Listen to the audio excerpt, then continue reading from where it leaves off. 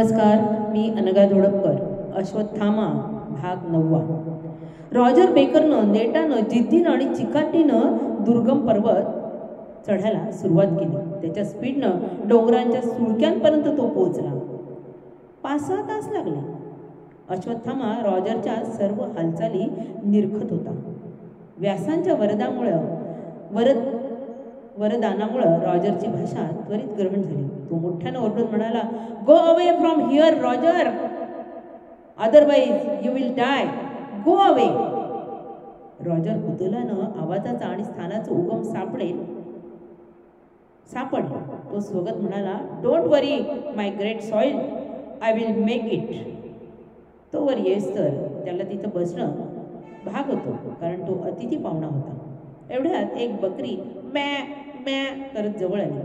पूर्वी त्याला तहान भुकेचं भान नसायचं, पण स्मृती आल्यापासून या मानवी गरजांची आवश्यकता भासू लागली. बकरीनं भुकेची आठवण करून दिली. तिचं दूध प्राशन करीत असतानाच त्याला बालपणीची वेदनादायक क्लेशकारक आठवण झाली.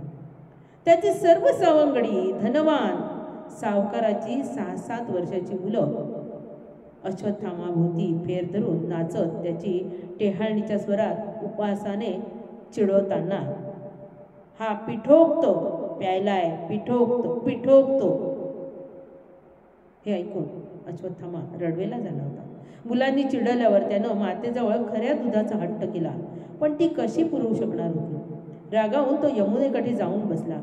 द्रोणाचार्य घरी आल्यावर त्यांना हकीकत कळली. ऐकून ते अतिशय व्यथित झाले. एके दिवशी त्यांना कळले की भगवान परशुराम आपल्या सर्व संपत्तीचं दान करत आहेत. त्यांच्या मनात लालसा निर्माण झाली. भगवान परशुराम महातपस्वी, महाविद्वान, महापराक्रमी, महापंडित, महान ऋषी आहेत. अशा थोर व्यक्तींकडून दान व संपत्ती स्वीकारल्यास रोज होणारी विटंबना, मानहानी तरी टळेल या विचारानं प्रेरित होऊन ते त्वरित महेंद्र पर्वताकडे निघाले. परंतु उपलव्य नगरी ते महेंद्र पर्वताचं अंतर खूपच जास्त असल्यामुळे वेळेत पोहोचू शकले नाहीत.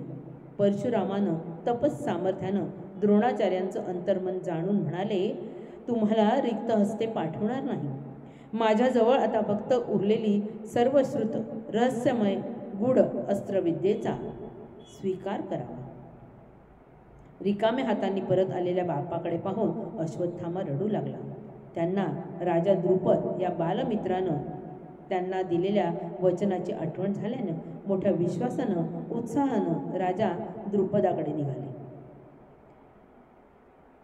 पांचाल नगरीत राजा द्रुपदाच्या राजवाड्यात पोहोचल्यावर जेव्हा द्रुपदानं त्यांचा अवमान केला तेव्हा त्यांना विलक्षण धक्का बसला. संतापानं द्रोणांनी द्रुपदाला सुनावले, "या अपमानाचा सूड घेतल्याशिवाय राहणार नाही." इवल्याशा अश्वत्थाम्याच्या डोळ्यात पहिली सुडाची ठिणगी पेटली. "कृष्णा, सुडाच्या प्रवासाची प्रथम सुरुवात इथूनच झाली आणि शेवटही मीच केला. मी सोडून द्रुपदासारखे सगळे पापात्मे तुझ्या लेखी पुण्यात्मे बनून स्वर्गस्थ झाले. मी मात्र 5000 वर्षे मरण यातना भोगतोय. वा रे कृष्णा, वा रे तुझा न्याय." त्याचा आकांत आक्रोश ऐकून बकरी घाबरून एका कोपऱ्यात चुपचाप बसली. धन्यवाद.